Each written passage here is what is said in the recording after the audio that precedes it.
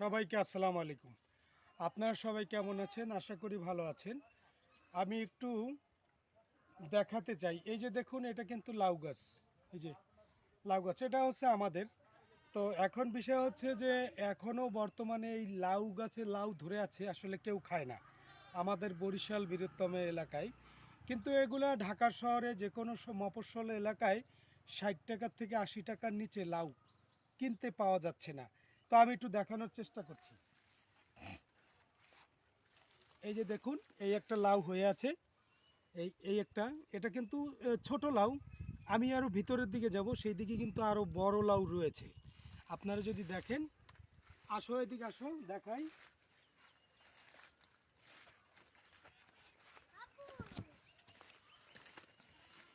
ওই যে ধরো, এই দেখেন, এই যে আরও একটি লাউ রয়েছে। এই দেখ কত বড় লাউ, এই দেখেন, দেখছেন কত বড় লাউ। এই লাউটার দাম যদি হয়, ঢাকার শহর যদি নিতে পারা যেত, তাহলে 3 থেকে 400 টাকা এই লাউটা বিক্রি হতো। মানে কত বড় লম্বা লাউ দেখেছেন।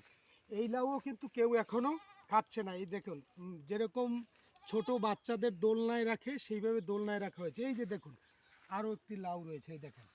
এটা হচ্ছে এই বীজ, মানে লাউর, এই লাউটা পেকে গিয়েছে, বীজের জন্য রাখা হয়েছে। বীজের জন্য রাখা হয়েছে, কারণ এই লাউটা যেহেতু দেখেন হলুদ হয়ে গেছে, পেকে যাচ্ছে।